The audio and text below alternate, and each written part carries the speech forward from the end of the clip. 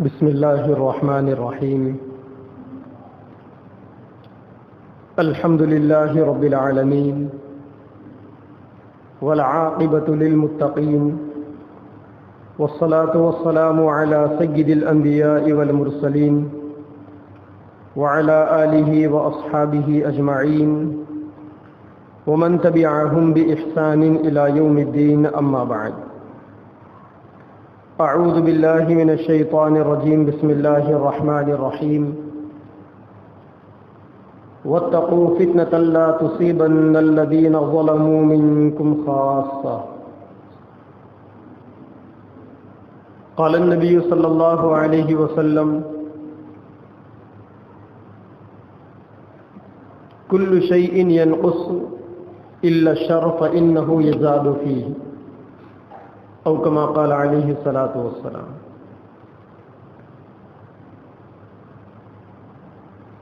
اللہ تبارک و تعالی نے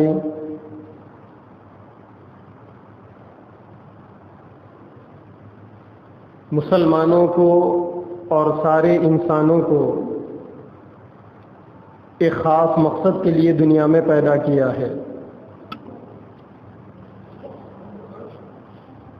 اور اپنے بندوں کو اللہ تعالیٰ نے جو نعمتیں دی ہیں ان میں سب سے بڑی نعمت، سب سے بڑی دولت ایمان کی دولت ہے. اللہ کے نبی صلی اللہ علیہ وسلم کے ذریعے سے لوگوں کو زندگی گزارنے کے طور طریقے، بندگی کرنے کے آداب سکھائے گئے. پیارے نبی صلی اللہ علیہ وسلم نے قیامت تک کے حالات اور قیامت تک کے واقعات کو کھول کھول کر بیان کیا، تاکہ ہر انسان اللہ کے نبی کی باتوں کی روشنی میں اپنے دین و ایمان کی اور اپنے اہل و عیال کے ایمان کی حفاظت کر سکے. زمانہ جیسا جیسا اللہ کے نبی صلی اللہ علیہ وسلم کے زمانے سے دور ہوتا رہا، دنیا میں فتنے آتے رہے. آج کا زمانہ چونکہ اللہ کے نبی کے زمانے سے 15 صدی دور ہو چکا ہے، اسی لیے اللہ کے نبی کے زمانے کے مقابلے میں آج کے زمانے میں فتنے اتنا ہی آئے دن جنم لے رہے ہیں. کوئی دن، کوئی لمحہ ایسا نہیں گزرتا جس دن نئے نئے فتنے اپنے وجود کا احساس نہ دلاتے ہوں. اللہ کے نبی صلی اللہ علیہ وسلم کی حدیث ہے: کل شیء ینقص الا الشر. روئے زمین پر جب تک قیامت قائم نہیں ہوتی اس وقت تک ہر چیز میں کمی ہوتی ہے، لیکن ایک چیز ایسی ہے جو کم ہونے کا نام نہیں لیتی، وہ چیز بڑھتے ہی رہتی ہے. فإنہ یزاد فیہ، وہ چیز بڑھتے ہی رہتی ہے. وہ چیز ہے شر اور فتنے. دنیا میں جو فتنے آتے ہیں اور دنیا میں جو شر پھیلتا ہے وہ گزرتے وقتوں کے ساتھ کم نہیں ہوتا بلکہ بڑھتے ہی رہتا ہے. اس کے علاوہ جتنی چیزیں ہیں وہ چیزیں کم ہوتے رہتی ہیں. اس وقت پوری دنیا کے اندر کوئی حصہ، کوئی ملک، کوئی شہر اور کوئی گلی ایسی نہیں ہے جہاں پر فتنے نہ دندنا رہے ہو. فتنہ کسے کہتے ہیں؟ فتنہ کہتے ہیں آزمائش کو، فتنہ کہتے ہیں شر اور فساد کو. قرآن مجید میں اللہ تبارک و تعالیٰ نے ایک جگہ پر فتنے کے بارے میں فرمایا: وَنَبْلُوكُمْ بِالشَّرِّ وَالْخَيْرِ فِتْنَةً. ہم لوگوں کو اچھے اور بری چیزوں میں آزماتے رہتے ہیں. تو فتنہ کہتے ہیں آزمائش کو. آج ہم اس فتنے کے بارے میں بات کر رہے ہیں جو فتنہ انسان کے ایمان کو خراب کرتا ہے، اور جن فتنوں سے بچنے کے بارے میں اللہ کے نبی صلی اللہ علیہ وسلم نے بار بار امت کو تاکید فرمائی.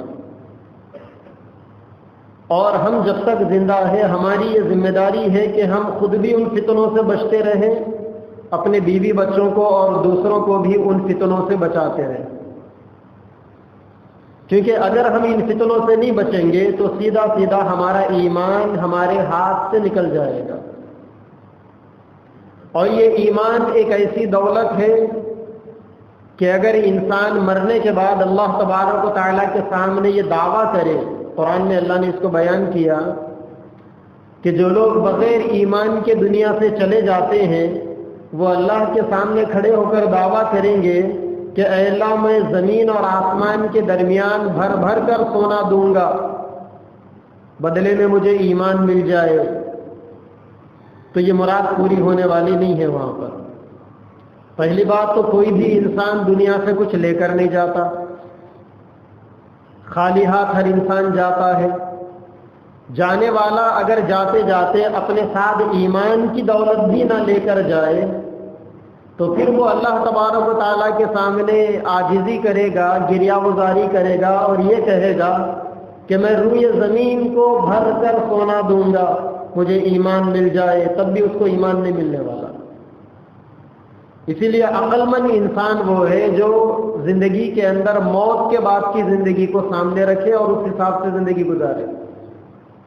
ہم سب کو ایک دن مرنا ہے. ہمارا پیدا ہونا خود ہمارے مرنے کی دلیل ہے. ہم پیدا ہوئے ہیں مرنے کے لیے.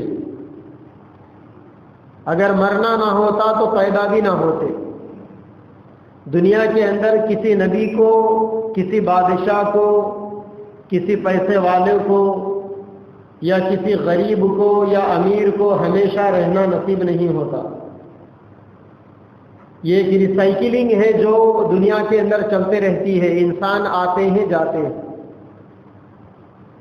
ہم سے پہلے کروڑوں اربوں انسان آئے چلے گئے اور ہمارے بعد بھی ہوں گا ایسا. ہم بھی آئے ہیں، ہم بھی چلے جائیں گے. آئے دن ہماری مسجدوں میں سے مصلیوں کی کمی ہوتی ہے اور آئے دن ہماری مسجدوں کی صفوں میں نئے مصلیوں کا اضافہ بھی ہوتا ہے.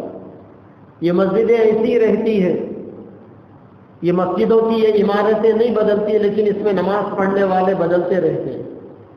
یہ دنیا بھی ایسی ہی ایک آماج گاہ ہے جس کے اندر آنے والے اور جانے والوں کا ایک سلسلہ لگا ہوا ہے. آنے والے آتے رہیں گے، جانے والے جاتے رہیں گے. آنے والوں میں سب سے خوش نصیب انسان وہ ہے جو کسی ایمان والے گھر میں پیدا ہو، کیونکہ ویسے تو اللہ کے نبی نے فرمایا کہ ہر بچہ مسلمان ہی بن کر پیدا ہوتا ہے، لیکن ماں باپ اس بچے کو اپنے مذہب میں ڈھال لیتے ہیں. تو آنے والے انسانوں میں خوش نصیب وہ انسان ہے جو مسلم ماں باپ کے گھرانوں میں پیدا ہو، ایمان والے ماں باپ کے گھرانوں میں پیدا ہو، تاکہ اس کے ماں باپ اس کو ایمانی ماحول میں تربیت کرے. اور جانے والے انسانوں میں خوش نصیب انسان وہ ہے جو ایمان کے ساتھ دنیا سے جائے، کلمے کی موت اس کو نصیب ہو. اللہ کے نبی صلی اللہ علیہ وسلم کی حدیث ہے، آپ نے فرمایا کہ ایک انسان زندگی بھر نیک کام کرتا رہے گا، جنتیوں کے کام کرتا رہے گا، لیکن موت سے پہلے ایسی غلطی کرے گا کہ جس سے وہ ہمیشہ کی جہنم کے حوالے ہو جائے. اور کچھ لوگ وہ ہوں گے جو ساری زندگی گناہ کرتے رہیں گے، جہنمیوں کے کام کرتے رہیں گے، اللہ کی نافرمانی کے کام کرتے رہیں گے. موت سے پہلے اللہ تعالیٰ ان کو ایسی نیکی کی توفیق دے دیں گے کہ پھر وہ ہمیشہ کی جنت کا حقدار بن جائے گا. تو کبھی ایسا ہوتا ہے کہ ساری زندگی نافرمانی میں گزارنے والے کو بھی اخیر میں توفیق ہو جاتی ہے، جنت مل جاتی ہے.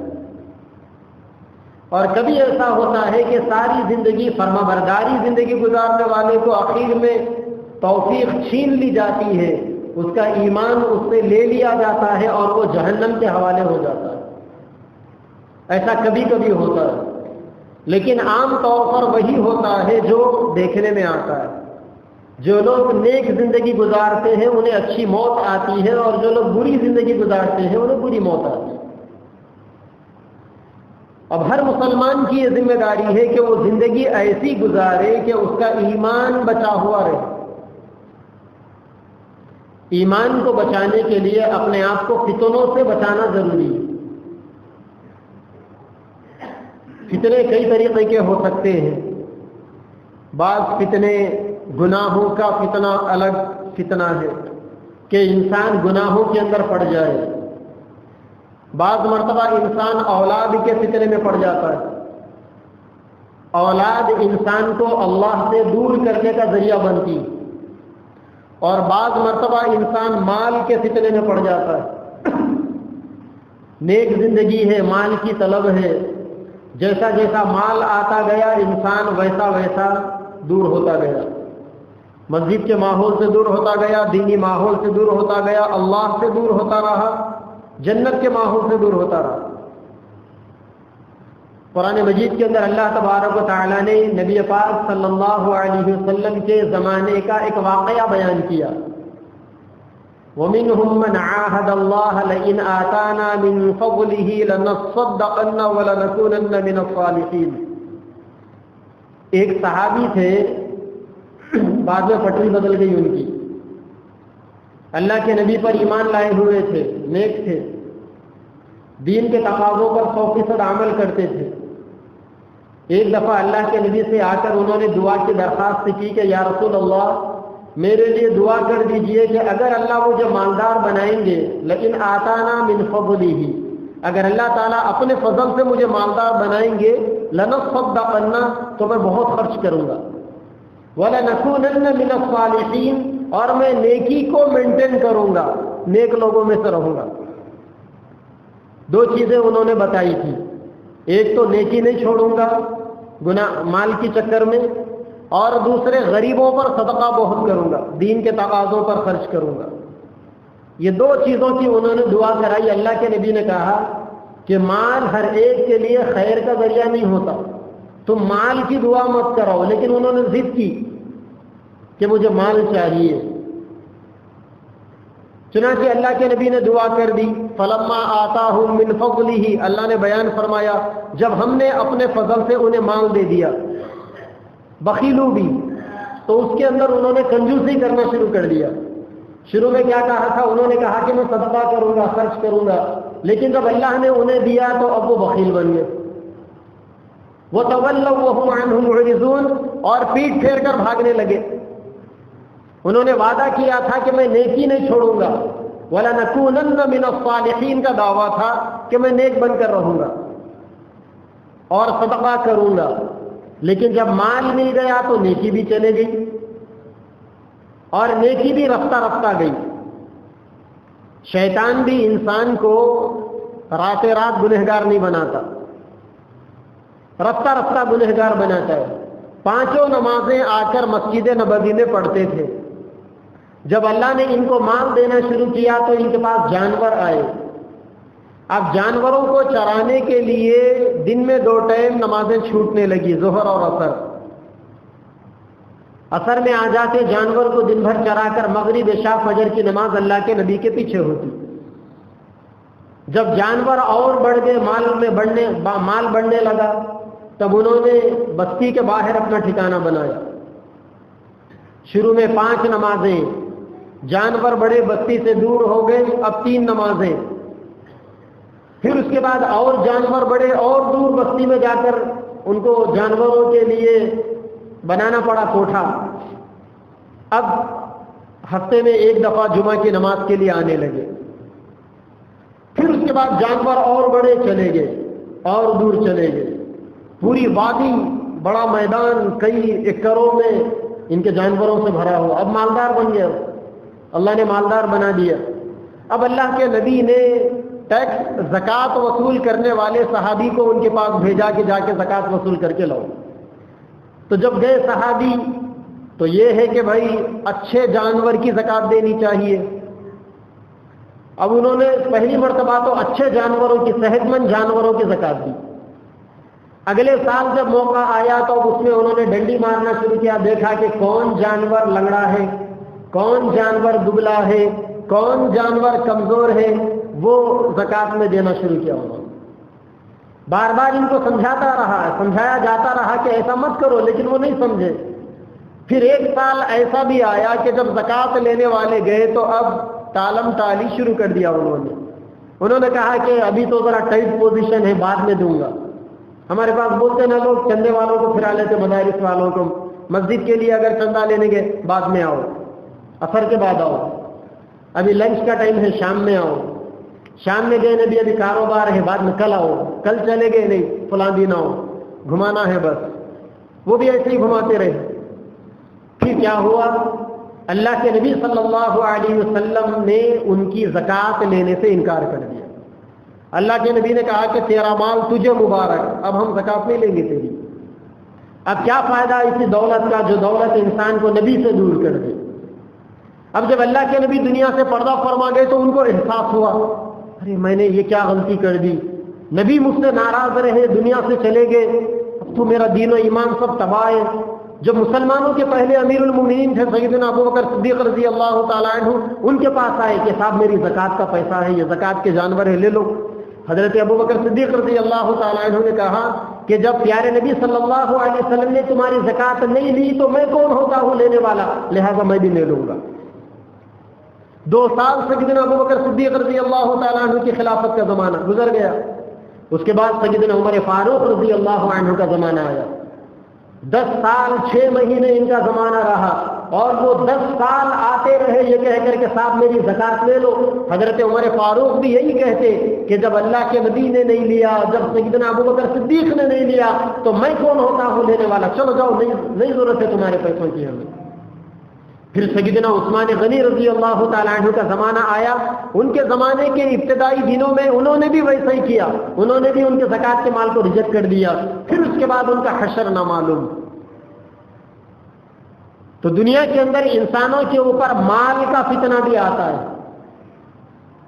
اسی لیے ہر انسان مالدار بننے کی تمنا نہیں کرنا چاہیے۔ جس کے مقدر میں جتنا مال ہوگا اللہ تعالیٰ دے کر رہیں گے، ورنہ یہ مال ایسا ہے کہ اچھوں کے پاس آتا ہے تو پھر ان کو اللہ سے دور کر دیتا ہے، کیونکہ مال کو برداشت کرنے کی بھی صلاحیت ہر ایک کے اندر نہیں رہتی۔ بھئی ایک آدمی ہے مالدار بننے کا خواہش مند، اسے آپ لے کر آئیے اور ایک دفعے میں اگر اسے 10 کروڑ مل گیا تو اس کو دیکھ کے ہضم کرنے کی بھی صلاحیت ہونی چاہیے، ورنہ شاید آپ نے سنا ہوگا جس وقت حیدرآباد کے آگے شمس آباد انٹرنیشنل ایئرپورٹ بنا جا رہا تھا، اس سے قبل میں نے خود دیکھا کہ وہاں 1-1 لاکھ روپے میں 1 ایکڑ زمین بکا کرتی تھی، کوئی ویلیو نہیں تھا اس کا۔ کتور منڈل تھا، شمس آباد منڈل تھا، چھوٹا سا دیہات تھا، دیہاتوں میں کیا قیمتیں ہوتی ہیں زمینوں کی، کوئی ویلیو نہیں تھا زمینوں کا۔ 1 لاکھ روپے ایکڑ، وہ بھی بہت مہنگی زمین تھی وہاں پر۔ لیکن جب وہاں پر انٹرنیشنل ایئرپورٹ کا اعلان ہوا، اب زمینیں سونا اگلنے لگی، سونا کیا بلکہ سب کچھ اگلنے لگی۔ وَأَخْرَجَتِ الْأَرْضُ أَثْقَالَهَا، قرآن میں اللہ نے فرمایا کہ قیامت کے قریب زمین سونا اگل دے گی، اندر کے پورے خزانے باہر آ جائیں گے۔ اس سے قبل اب یہ زمینیں ان خزانوں سے زیادہ مہنگی ہو گئی۔ 1 لاکھ روپے ایکڑ کی زمین 3 کروڑ روپے ایکڑ سے بکنے لگی۔ پھر ایک ایسا بھی وقت آیا جب مارکیٹ عروج پر تھی 15 کروڑ روپے ایکڑ زمین۔ اب وہ جو دیہاتی تھا، وہ جو کسان تھا، جو اپنی زمین میں کھیتی باڑی کر کے زندگی گزارتا تھا، جب اس کی زمین کروڑوں میں بکنے لگی تو کئی تو کسان اس میں ایسے تھے جو پیسوں کو دیکھ کے ہارٹ اٹیک آیا انہیں، کیونکہ زندگی میں اتنا بڑا اماؤنٹ کبھی دیکھے ہی نہیں تھے۔ تو انسان کو اللہ تبارک و تعالیٰ بجا کر دیکھتے ہیں، کیپیسٹی دیکھتے ہیں، اللہ تعالیٰ سب دیتے ہیں انسان کو۔ ابھی آپ کے جو ہندوستان کا جو سب سے بڑا مالدار ہے، کسانوں نے اس کے جیو کا بائیکاٹ کیا تو گزشتہ 1 مہینے میں 1,17,000 کروڑ کا اس کا نقصان ہوا، لیکن پھر بھی ہارٹ اٹیک نہیں آیا اسے۔ شاید میرے اور آپ کے 50,000 1 لاکھ کا نقصان ہو جائے تو ہارٹ اٹیک آ جائے ہمیں۔ تو یہ اللہ تبارک و تعالیٰ کا نظام ہے، اللہ تبارک و تعالیٰ برداشت کرنے والوں کو دیتے ہیں۔ لینے میں بھی برداشت تو ہونی چاہیے اور نقصان میں بھی آدمی کو برداشت ہونی چاہیے۔ تو مال کے فتنے کے اندر آدمی گرفتار ہوتا ہے، بعض لوگ عورتوں کے فتنوں میں گرفتار ہو جاتے ہیں۔ اللہ کے نبی نے فرمایا النساء حبالۃ الشیاطین، عورتیں شیطان کا جال ہے، شیطان اس جال کو بن کر عورتوں کے ذریعے سے اچھوں کو اپنے فتنے کے اندر گرفتار کرتا ہے۔ تو یہ بہت سارے فتنے ہیں جو ہمیشہ انسان کے پیچھے لگے ہوئے ہوتے ہیں، انسان کا پیچھا نہیں چھوڑتے یہ فتنے۔ یہاں تک کہ انسان دنیا سے رخصت نہ ہو جائے. آج پورے روئے زمین کے اندر کعبۃ اللہ سے لے کر دنیا کے ہر کونے تک، دنیا کی اچھی سے اچھی جگہ سے لے کر اس جگہ پر بھی جہاں پر 24 گھنٹے اللہ تبارک و تعالیٰ کی نافرمانی ہوتی ہے، فتنے مسلسل لگے ہوئے. کہیں پر دینی اور علمی فتنہ ہے تو کہیں پر ملکی اور قومی فتنہ ہے، کہیں پر تہذیب اور تمدن کا فتنہ ہے تو کہیں پر آرائش اور آسائش کا فتنہ ہے، کہیں پر عزت غربت اور افلاس کا فتنہ ہے تو کہیں پر اخلاقی اور سیاسی فتنے ہیں، کہیں پر داخلی اور خارجی فتنے ہیں، کہیں پر عقل پرستی کے فتنے اور کہیں پر نورانی اور روحانی فتنے ہیں. ہر جگہ فتنوں نے اپنے اپنے ڈیرے بنائے ہوئے ہیں. اور اللہ کے نبی صلی اللہ علیہ وسلم کی احادیث سے معلوم ہوتا ہے کہ یہ فتنے قیامت کی علامتوں میں سے ایک علامت، کیونکہ اللہ کے نبی نے فرمایا کہ قیامت سے پہلے فتنے ہوں گے. ایک حدیث میں اللہ کے نبی صلی اللہ علیہ وسلم نے فرمایا هل ترون ما ارى، اے لوگوں کیا تم وہ چیزیں دیکھ رہے ہو جس کو میں دیکھ رہا ہوں؟ پھر اس کے بعد آپ نے فرمایا انی ارى مواقع الفتن خلال بیوتکم کمواقع القطر، کہ میں دیکھ رہا ہوں کہ تمہارے گھروں کے اوپر فتنے ایسے آ رہے ہیں جیسے بارش کے قطرے گھروں کے اوپر گرتے. بارش جب ہوتی ہے تو ہر گھر کچا اور پکا مکان، امیر اور غریب کا مکان، بادشاہ اور فقیر کا مکان، ہر ایک کے مکان پر بارش کے قطرے گرتے ہیں. ایسا نہیں کہ امیروں کے گھروں پر بارش نہیں ہوگی، غریبوں کے گھروں پر بارش ہوگی. ایسا نہیں کہ بادشاہ کا پکا محل ہوگا تو وہاں بارش کا پانی نہیں پہنچے گا، اور کسی کی جھوپڑ پٹی ہوگی، کمزور مکان ہوگا تو وہاں بارش کا پانی پہنچے گا. ایسا نہیں ہے، بارش کا پانی ہر جگہ پر پہنچتا ہے. اللہ کے نبی نے فرمایا میں دیکھ رہا ہوں کہ فتنے تم میں سے ہر ایک کے گھروں کے اوپر ایسا ہی آ رہے ہیں جیسا کہ بارش کا پانی گھروں پر آتا ہے. ایک جگہ پر اللہ کے نبی نے فرمایا بادروا بالاعمال الحسنہ، اے لوگوں نیکی کے اندر عجلت کرو، جلدی کرو. نیکی کرنے کے اندر کاہلی اور سستی مت کرو. کیوں؟ کیونکہ ایک زمانہ ایسا آنے والا ہے ستکون الفتن کقطع اللیل المظلم، اندھیری رات کے اندھیریوں کے مانند فتنے لوگوں کے اوپر آئیں گے. اندھیری رات میں آپ نے دیکھا ہوگا کہ انسان کو اس کا ہاتھ بھی نظر نہیں آتا.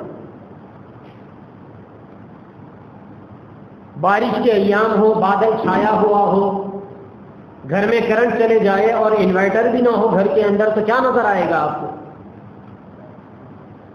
اگر رات کے اندر چاندنی ہے آسمان پر تو وہ چاندنی سے بہت ساری چیزیں نظر آ سکتی، لائٹوں کی مددوں سے بہت ساری چیزوں کو دیکھا جا سکتا ہے. لیکن آسمان پر بادل ہو، ستارے چھپ جائیں، چاند کی روشنی بھی چھپ جائے اور بظاہر ظاہری روشنی کا کوئی سامان نہ ہو تو پھر کیسا اندھیرا ہوگا؟ اللہ کے نبی نے کیا پیاری بات ارشاد فرمائی. آپ نے اس اندھیرے کی مثال دے کر فرمایا کہ جیسا کالی راتوں کے اندھیرے ہوتے ہیں نا، ایسے ہی فتنے آئیں گے تمہارے اوپر. یعنی کالی رات میں آدمی کو کچھ نظر نہیں آتا، فتنوں کے زمانے کے اندر آدمی کو کچھ سمجھ میں نہیں آتا کہ کیا کرنا ہے اور کیا نہیں کرنا ہے، کیا کرنا ہے اور کیا نہیں کرنا ہے، کرنے کے کیا کام ہے اور بچنے کے کیا کام ہے. فتنے قیامت کی نشانیوں میں سے ایک نشانی ہے، اور ساتھ ہی ساتھ علامت قیامت کا تعلق ایمان سے ہے. تو گویا یہ فتنوں کا تعلق ایمان سے ہو گیا. جو آدمی فتنوں سے بچ گیا اس کا ایمان سلامت، اور جو آدمی فتنوں کے اندر گرفتار ہو گیا اس کا ایمان سلامت نہیں. پھر اللہ کے نبی صلی اللہ علیہ وسلم نے قیامت کے قریب آنے والے فتنوں کے بارے میں آپ نے فرمایا جب امت کے اندر فتنے عام ہو جائیں تو کیا کریں آپ؟ اللہ کے نبی نے 2-4 چیزیں بتائی. پہلی چیز آپ نے بتائی کہ اے لوگوں جب امت میں فتنے عام ہو جائے تو مسلمانوں کی جماعت کے ساتھ مضبوطی سے رہو، مسلمانوں کی جماعت سے الگ مت ہو جاؤ، اور جو تمہارا امیر المومنین ہے، جو خلیفہ ہے، جو ایک بادشاہ تمہارا ہے، اس کی ماتحتی میں چلو، اس کی اطاعت کرو خلیفہ کی. لیکن یہ تو اس وقت ہے جب مسلمانوں کی حکومت ہو اور مسلمانوں کا بادشاہ ہو، خلیفہ ہو، تو ان چیزوں پر عمل کیا جائے. اور اگر مسلمانوں کی حکومت نہ ہو مسلمانوں کا خلیفہ نہ ہو تو کیا کرے؟ اللہ کے نبی صلی اللہ علیہ وسلم نے مثال دے کر فرمایا کہ گھر کے اندر ٹاٹ بن کر رہ جاؤ. جس طریقے سے چٹائی کو آپ نے دیکھا ہوگا، حصیر کو آپ نے دیکھا ہوگا، شطرنجی کو آپ نے دیکھا ہوگا، ٹاٹ کو آپ نے دیکھا ہوگا کہ وہ ٹاٹیں گھروں کے اندر بچھی ہوئی ہوتی ہے. اللہ کے نبی نے فرمایا کہ فتنوں کے زمانے میں اپنے آپ کو ٹاٹ بنا کر گھروں کے حوالے کر دو، باہر ہی مت نکلو، کیونکہ اگر باہر نکلیں گے تو فتنے تمہیں گھیر لیں گے، اور یہ فتنے سیدھا سیدھا تم سے تمہارا ایمان چھین لیں گے. اور تمہاری دنیا کی سب سے بڑی پراپرٹی ایمان ہے، بھلے ہی تم دنیا کے کتنے ہی بڑے فقیر اور غریب کیوں نہ ہو، یہ ایمان سب سے بڑی دولت ہے، اسے ہاتھ سے جانے مت دینا. لہذا اس کے لیے کیا کرنا؟ مسلمانوں کی جمعیت سے جڑے ہوئے رہنا، الگ نہیں ہو جانا.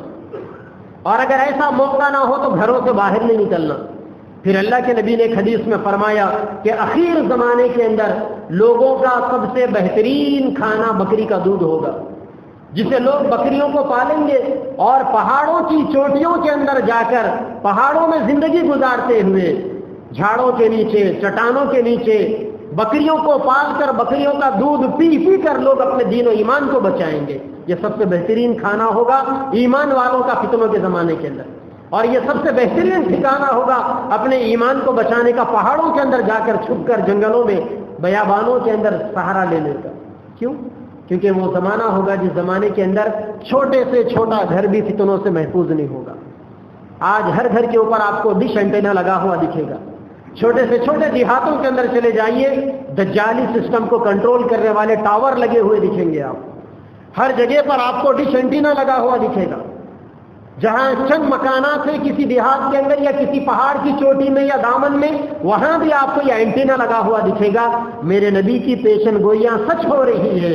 اب لوگوں کو وہ بھی جگہ چھوڑنے کی ضرورت پڑے گی، اور مقصد صرف ایک ہی ہے کہ تمہارا دین اور تمہارا ایمان بچنا چاہیے. پھر اس کے بعد اللہ کے نبی صلی اللہ علیہ وسلم نے فرمایا جب فتنے عام ہو جائیں تماشا دیکھنے والے مت بنو، اپنے آپ کو گھروں میں قید کرو، تماشے مت دیکھو. کہیں پر 4 لوگ جمع ہو گئے، کوئی ڈرامہ چل رہا ہے، کوئی گیم چل رہا ہے، کوئی تماشا، کوئی اسکیم چل رہی ہے، جا کے وہاں شامل ہو گئے. اللہ کے نبی نے فرمایا کہ ایسا شامل ہونا بھی تم کو فتنے سے نہیں بچا سکتا. اپنے آپ کو بچا کر رکھو لوگوں سے. اور پھر ایک جگہ پر اللہ کے نبی نے فرمایا کسی قسم کی کسی ایکٹیویٹیز کے اندر حصہ مت لو،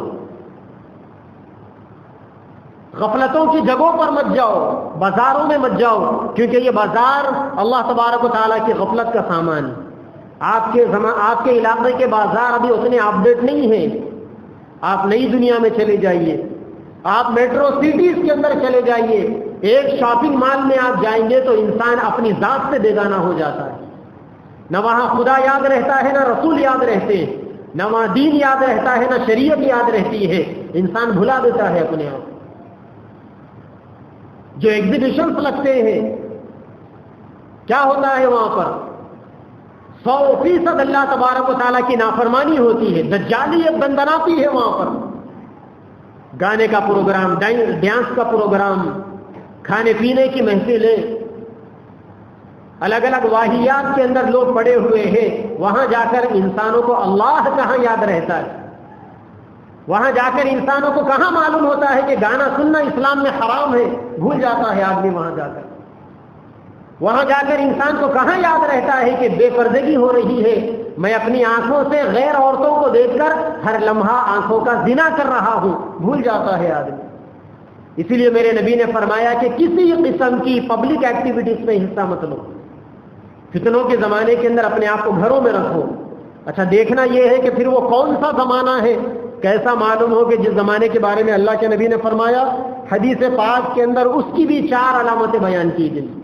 جب یہ 4 چیزیں دنیا کے اندر ہونے لگے تو سمجھ جاؤ کہ یہ زمانہ فتنوں کا زمانہ ہے. اب تم کو اپنا ایمان بچانے کے لیے گھر کی 4 دیواری کے اندر قید کرنا پڑے گا. 4 چیزیں بیان کی گئی. پہلی چیز مال کی محبت. ہر انسان مالدار بننا چاہے گا، ہر انسان کا شوق ہوگا کہ کسی طریقے سے مجھے مال آ جائے. مال کے لیے انسان نہ حلال کی تمیز کرے گا نہ حرام کی تمیز کرے گا. ہر طریقے سے انسان مال جمع کرے گا.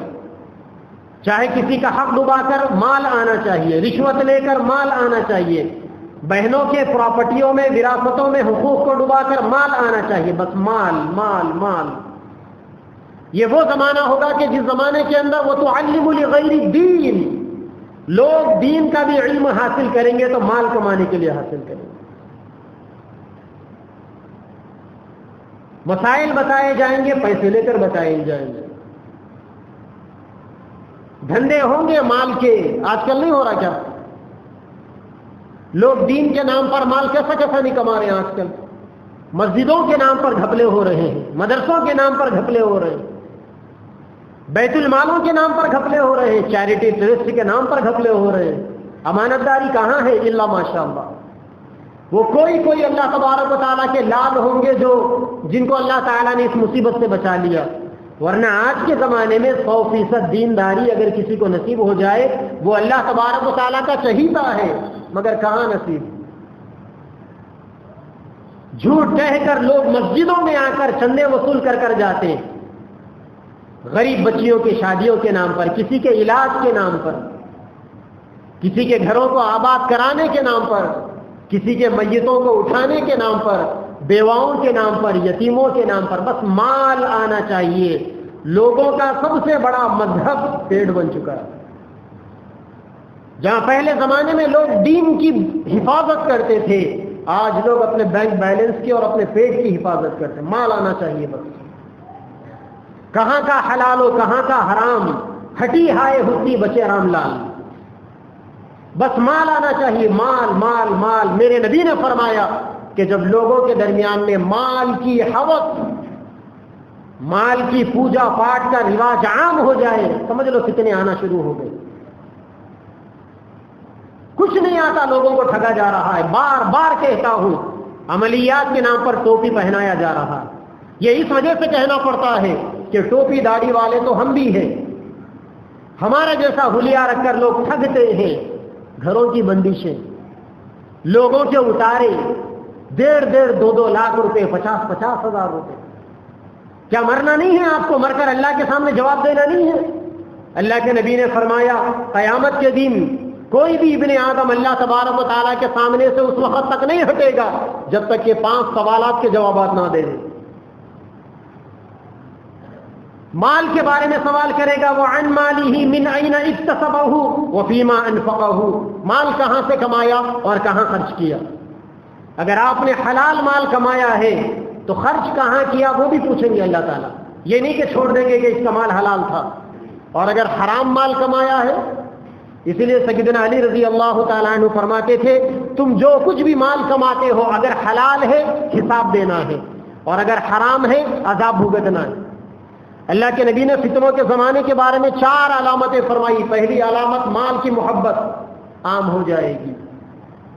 دوسری چیز، لوگ اپنے خواہشات کی پیروی کریں گے، ان کا سب سے بڑا خدا ان کی انا ہوگی، ان کے نفسانیات ہوں گے، ان کی خواہشات ان کا سب سے بڑا خدا ہوگا۔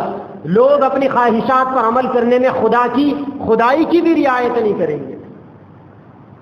آج آپ دیکھیں، مجھے بتائیے دینداروں کو، جو لوگ دینداری کا دعویٰ کرتے ہیں، ان کی زندگیوں کو آپ بتائیں، کیا شادیوں کا موقع، کیا غمیوں کا موقع، کیا خوشیوں کا موقع، کیا ماتموں کا موقع۔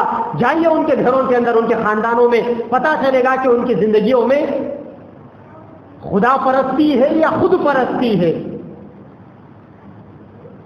بڑے دیندار ہیں، بچے کی شادی کریں گے جہیز برابر آئے گا، لعنت ہے تیری دینداری کے اوپر۔ نہ ان کی موت شریعت کے مطابق، نہ ان کے ڈولے شریعت کے مطابق، نہ ڈولیاں شریعت کے مطابق۔ اچھے سے اچھے دیندار گھرانوں میں چلے جائیے، شریف پردہ آپ کو نظر نہیں آئے گا، ان کی عورتیں شریف پردہ نہیں کرے گی، خواہشات کی پیروی۔ دین کا جو بھی معاملہ آ گیا، نماز پڑھنے کا نام دینداری تھوڑی ہے، کس نے کہا؟ زکات دینے کا نام دینداری ہے؟ صرف حج کر لیا، حاجی صاحب بن گئے تو کیا دیندار بن گئے؟ یقیناً یہ بھی دینداری ہے، لیکن اصل دینداری ادخلوا فی السلم کافہ، 100% اللہ کے دین میں داخل ہونا، یہ اصل دینداری ہے۔ ایک آدمی پورے کام برابر کرتا ہے لیکن شرعی پردہ نہیں کرتا، خلیری بہن سے پردہ نہیں کرتا، چاچا کی بیٹی سے پردہ نہیں کرتا، ماموں کی بیٹی سے، پھوپھو کی بیٹی سے پردہ نہیں کرتا، نہیں ہے دینداری 100%۔ جہاں خود کے فائدے کی بات آ گئی سب بھول گئے، خدا کو بھول گئے، سب کو بھول گئے۔ ایک صاحب بڑے دیندار، گھر میں جھگڑا ہو گیا ان کے پراپرٹی کے سلسلے میں، ان کے والد کا انتقال ہو گیا، بھائی بہنوں کے درمیان میں وراثت کے سلسلے میں، مجھے فون لگایا ایک بھائی نے، دیندار ہے، دوسروں کی فکر کرنے والا ہے، اور اس کا حال دیکھیے۔ بھائی نے فون لگایا کہ شرعی اعتبار سے کیا مسئلہ؟ میں نے کہا کہ ماں کا اتنا حصہ، فلاں بہن کا اتنا حصہ، بھائیوں کا اتنا حصہ۔ اب یہ صاحب وہاں سے کہہ رہے ہیں میں نہیں مانتا وہ باتوں کو۔ میں نے کہا کہ صاحب قرآن میں ہے یہ باتیں، وہ کہنے لگا میں قرآن کو نہیں مانتا۔ میں نے کہا اس کافر کو پہلے کلمہ پڑھاؤ، کافر بن گیا ہو۔ یہی تیری شریعت؟ 2 کوڑی کے پاخانے کے لیے، دنیا کے لیے تو نے قرآن کے بارے میں کہا کہ میں قرآن کو نہیں مانتا؟ روئے زمین کا سور بہتر ہے تیرے جیسے ایمان والے سے، تو قرآن کو نہیں مانتا۔ اللہ کی زمین پھٹتی کیوں نہیں، دھستے کیوں نہیں ایسے لوگ؟ آسمان سے پتھروں کی بارش کیوں نہیں ہوتی ان کے اوپر؟ 2 کوڑی کے مفاد کے واسطے کہتے ہیں کہ ہم دین کو نہیں مانتے۔ کچھ تو زبان سے کہتے ہیں اور کچھ کر کر بتاتے ہیں پریکٹیکل، کہ میں کہنے کو مسلمان ہوں لیکن میرا دین سے کوئی تعلق نہیں۔ ایک صاحب گورنمنٹ امپلائی ہے، توفیق ہو گئی عمرہ کرنے کی، فون لگا کے آہستہ پوچھ رہے ہیں کیا کیا دعائیں کرنا وہاں پر۔ میں نے کہا جو چاہے وہ کرو۔ کہنے لگے وہ جو رشوت لیے تھے وہ معاف ہوتا کیا؟ جس سے لیا تھا اس کو دینا پڑے گا، اس کے بغیر معاف نہیں ہوگا، ورنہ تو پھر کسی نے کیا خوب کہا، 100 چوہے کھا کے بلی حج کو چلی۔ یہ بلاوڑ عمرے کو چلا، اگر حج کو بھی جاتی ہے بلی، نتھنگ۔ دین ہے، مذاق تھوڑی ہے۔ تم اپنے عہدے کا ناجائز استعمال کرو، اللہ کے بندوں کا خون چوسو۔ سب سے زیادہ ٹاپ موسٹ کرپٹ کنٹری ہماری کنٹری ہے۔ مڈل کلاس کے لیے بھی جینا مشکل ہے، غریب کیسا جیے گا؟ قیامت سے پہلے قیامت قائم ہے لوگوں کے اوپر۔ تو میرے نبی نے فرمایا جب لوگوں کے درمیان مال کی محبت عام ہو جائے، لوگ اپنے خواہشات نفسانی کی پیروی کرنے لگے اور لوگ دنیا کو آخرت پر ترجیح دینے لگے، کل کی آخرت کے بارے میں لوگوں کو اطمینان نہ ہو، آج کی دنیا کے لیے لوگ پڑے ہوئے ہیں۔ آج دیکھیں آپ، جائیے دروازے کھٹکھٹائیے مسلمانوں کے گھرانوں کے، کہاں فکر ہے آخرت؟ ابراہیم بن ادہم رحمۃ اللہ علیہ جنگل سے گزر رہے تھے، ایک 12 سال کا نوجوان بچہ ملا۔ وہ نوجوان ایسا تھا کہ چہرے کے اوپر اداسی چھائی ہوئی ہے، چہرہ پھیکا پھیکا ہے، چہرے کی روغنیت ختم ہو گئی، جسم کے اوپر بالکل ہڈیوں کے اوپر چمڑا چڑھا ہوا ہے، گوشت ختم ہو گیا۔ پوچھا حضرت نے کہ بیٹا کس چیز کی فکر نے تمہیں ایسا حال تمہارا کر دیا؟ کہنے لگے چچا جان آخرت کی فکر ہے۔ حضرت نے کہا کہ بیٹے اس عمر میں آخرت کی فکر؟ کہنے لگا کہ چچا جان گھر میں دیکھتا ہوں کہ اماں جب چولہا جلاتی ہے تو پہلے چھوٹے لکڑیاں ڈالتی ہے، بعد میں بڑے لکڑیاں لگاتی ہے، سوچتا ہوں کہ کل آخرت میں جہنم کو دہکانے کے لیے اللہ تعالیٰ کہیں ہم کو نہ ڈالے، ہم چھوٹے بچے۔ ہے فکر آخرت۔ آج مرنا کسے ہے؟ ہماری زندگیوں کا نعرہ مرنا کسے ہے؟ نہیں آئے گی ہمیں موت، غفلت کی زندگی گزاریں گے، اسی غفلت میں اسرائیل آ کر موت کو لپیٹ کر لے کر چلے جائیں گے۔ پھر انسان مر کر کہے گا یا لیتنی کنت ترابا، کاش اگر میں مٹی ہوتا۔ مر کر ملامت کرنے سے کیا فائدہ؟ زندگی ہے، جسم میں سانسوں کی ڈوری ابھی باقی ہے، دل کی دھڑکن ابھی باقی ہے، آج ہی توبہ کرو۔ اللہ کے نبی نے فرمایا فتنوں کے زمانے کی ایک علامت یہ بھی ہے کہ ہر انسان اپنی رائے کے اوپر اور اپنی عقل کے اوپر گھمنڈ کرے گا۔ میں جو بول دیا بس وہی بات، میری بات قانون، چاہے دیش کے 135 کروڑ لوگ جائے بھاڑ میں، میری بات قانون، تو جائے بھاڑ میں۔ کوئی پرواہ نہیں. گھروں کے اندر رشتے ناتوں کا بکھر جانا, رشتوں کے اندر تلخ نوائیوں کا عام ہو جانا, کوئی لینا نہیں دینا نہیں, بس میری چلے گی, بس میں جو بول دیا میری. ابے تو ہے کون سدی کے شروع, تیری اوقات کیا ہے گندی نالی کے کیڑے؟ کبھی سوچا تو تیرے باپ کے گندے منی کے قطرے سے پیدا ہوا؟ اگر تیری جگہ تیرے باپ کو یہ قطرہ نکل جاتا تو وہ حالت میں وہ نماز بھی نہیں پڑھ سکتا تھا. تیری یہ اوقات ہے, اور کہتا ہے کہ میری چلے گی. کون ہے تو؟ میری چلے گی. گھمنڈ. ہر انسان اپنی رائے کے اوپر گھمنڈی, ہر چیز کے اندر ہے. کمپنیوں میں چلے جاؤ, باس کی چلے گی, باس کی, اور سب کو غلام بنا کر رکھا. کیا تو نے سب کو پیدا کیا؟ کارخانوں میں چلے جاؤ, سیٹ کی چلے گی. اب سارے کے سارے غلام بنے ہوئے ہیں ہر جگہ. دینی اداروں کے اندر آ جاؤ, مسجدوں میں آ جاؤ, مدرسوں میں آ جاؤ, دینی تحریکوں میں, دینی جماعتوں میں چلے جاؤ, میری چلے گی. یہ روئے زمین تیری چلنے کے لیے نہیں ہے, یہ اللہ تبارک و تعالیٰ کی چلنے کے لیے. یہاں خود کی نہیں چلتی, یہاں خدا کی چلائی جاتی ہے یہاں پر. لیکن میرے نبی نے فرمایا کہ جہاں خود کی چلنا, ہر آدمی اپنی سوچ کو بڑا سمجھنے لگے, ہر آدمی اپنی سوچ کو آئیڈیل اور نمونہ سمجھنے لگے. دو کوڑی کے حروف نہیں آتے, مسجدوں کے ممبروں کے اوپر بیٹھ کر مائکوں کو پکڑ کر نئے نئے فاختے اڑا رہے ہیں. اور اس کو جو سمجھ میں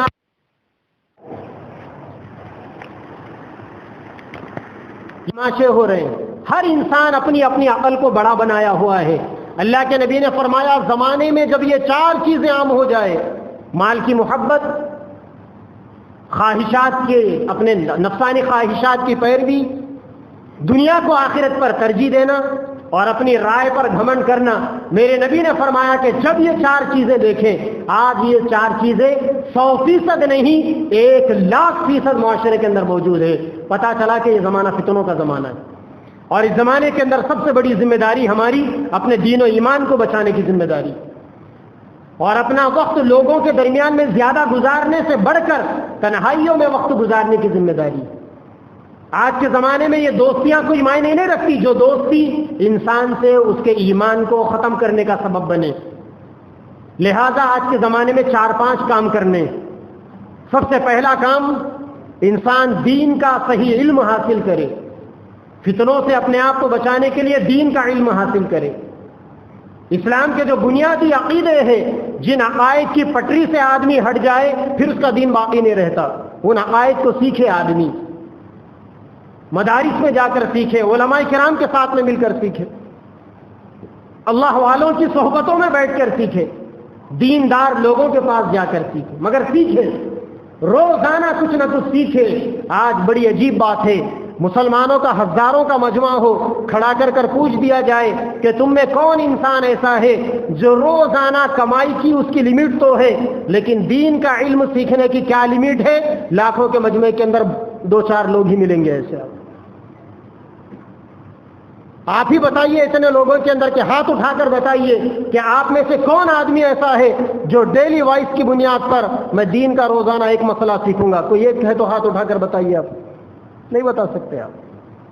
تو یہ جہالت کے ساتھ میں آپ کا دین چلے گا؟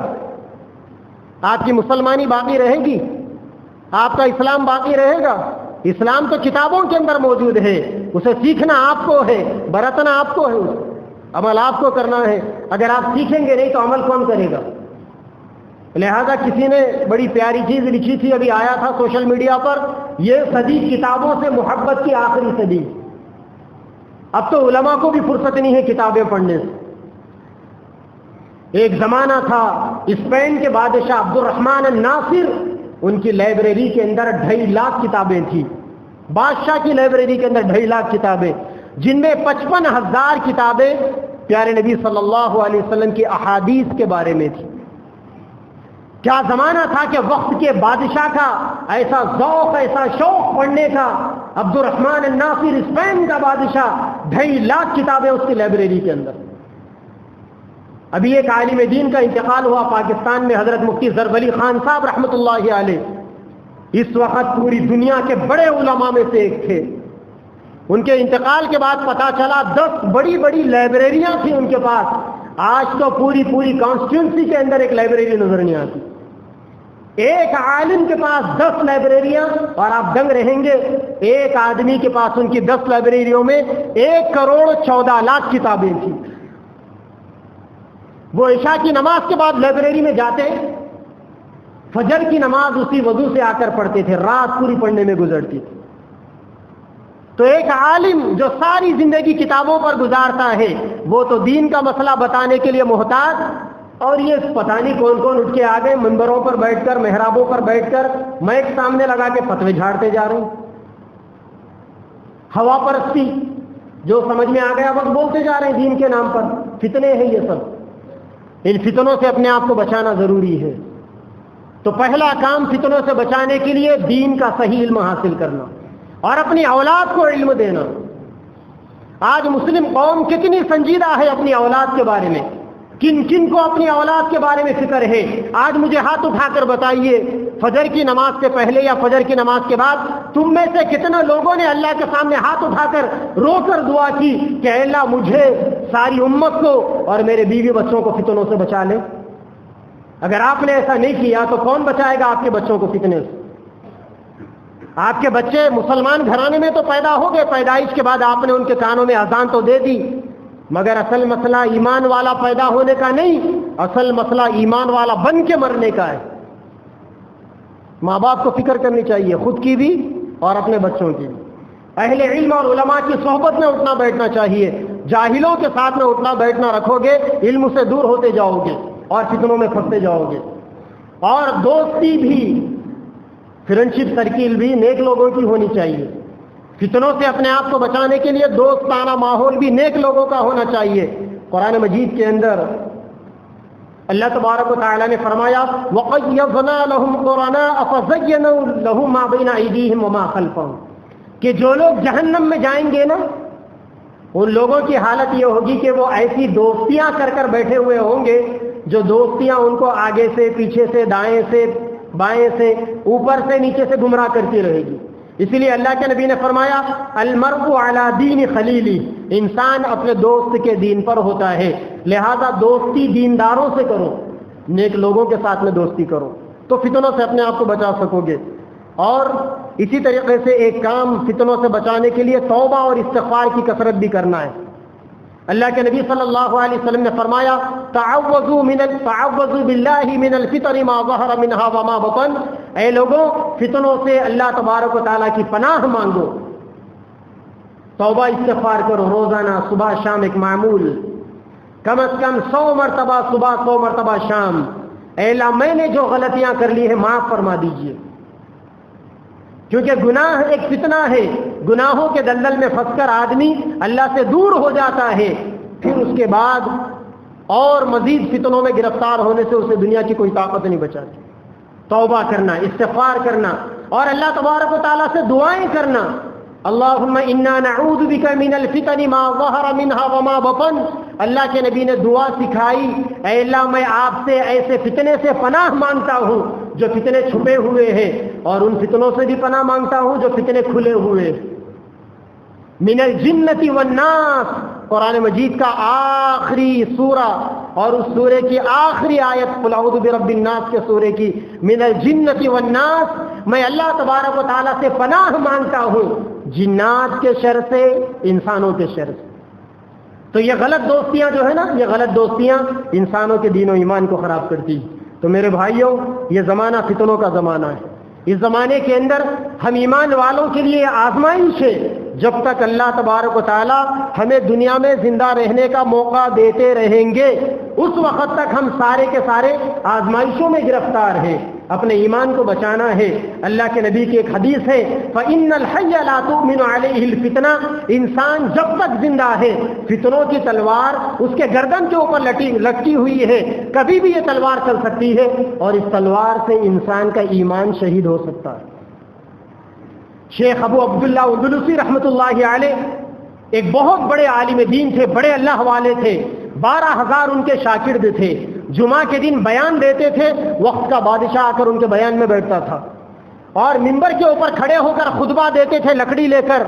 ایک زمانہ ایسا آیا، ایک یہودی عورت کے عشق میں گرفتار ہو گئے، جا کے اس نوجوان چھوکری، بوڑھے ہو چکے تھے، اس نوجوان چھوکری کے باپ سے کہا کہ میں تیری بیٹی سے نکاح کرنا چاہتا ہوں۔ باپ نے ایک شرط رکھی کہ تم سوروں کو نہیں چراؤ گے تو میں میری بیٹی سے تمہارا نکاح نہیں کروں گا۔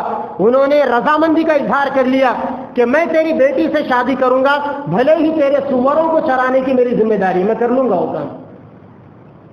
چنانچہ جس محراب ممبر کے اوپر ٹھہر کر جس لکڑی کو لے کر خطبہ دیتے تھے، دنیا نے دیکھا کہ شیخ اسی لکڑی سے سوروں کو چراتے تھے، سوروں کے مندے۔ شیخ کے جو شاگرد تھے، بڑے بڑے چوٹی کے اللہ والے، چیخیں نکل گئی ان کی، 12,000 شاگرد۔ شیخ کا کوئی شاگرد ایسا تھا جو سمندر کے اوپر مصلی بچھا کر پانی پہ نماز پڑھتا، کرامتیں تھیں۔ تو دوسرا اس سے زیادہ پہنچا ہوا وہ ہوا میں مصلی بچھا کر نمازیں پڑھتا تھا۔ ایسے صاحب کرامت بزرگ شیخ صاحب کے شاگرد، لیکن آج شیخ صاحب کا عالم یہ ہے کہ شیخ صاحب کی کمر کے اوپر زنار کی ڈوری بنی ہوئی ہے، اور شیخ صاحب جس لکڑی کو لے کر ممبر کے اوپر خطبہ دیتے تھے، آج اس لکڑی سے سوروں کے مندے کو چرا رہے ہیں۔ ایک لڑکی کی چکر میں شیخ صاحب کا ایمان جاتا رہا۔ شاگرد اللہ تبارک و تعالیٰ کے سامنے مصلی بچھا کر بیٹھ گئے، گریہ وزاری کی، ہفتوں مہینوں روتے رہے، تب جا کر اخیر میں اللہ تبارک و تعالیٰ نے پھر دوبارہ شیخ صاحب کو ہدایت دی، پھر وہ ایمان والے بن کر مرے۔ اسی لیے کسی کو اترانے کا موقع نہیں ہے۔ 4 نمازیں پڑھ لیے، آپ بے نمازی کو دیکھ کر اترا نہیں سکتے۔ آپ عالم بن گئے، مفتی بن گئے، حافظ بن گئے، آپ غیر آدمی کو دیکھ کر اترا نہیں سکتے۔ جس آدمی کو اللہ تبارک و تعالیٰ نے جو کچھ بھی توفیق دی وہ میرے رب کی مرضی ہے، ان کا دیا ہوا ہے۔ ہم کو اپنے اوپر اترانا یا گھمنڈ کا اظہار کرنے کا کوئی حق نہیں ہے۔ جو کچھ بھی ہے اللہ کی طرف سے ہے۔ اسی لیے اپنے پاس جو کچھ اچھی چیزیں ہیں اس کو بچانے کی ایک جنگ ہے جو موت تک لڑتے رہنا۔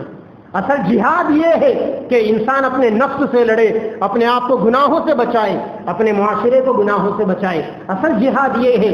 اللہ کے نبی نے فرمایا المجاہد من جاہد نفسہ فی طاعت اللہ، مجاہد وہ ہے جو اپنے آپ سے اللہ تبارک و تعالیٰ کی بندگی کرنے میں لڑائے۔ اللہ تبارک و تعالیٰ مجھے اور آپ کو اور ساری امت محمدیہ کو ان فتنوں سے بچنے کی توفیق عطا فرمائے۔ وآخر دعوانا الحمدللہ رب العالمین۔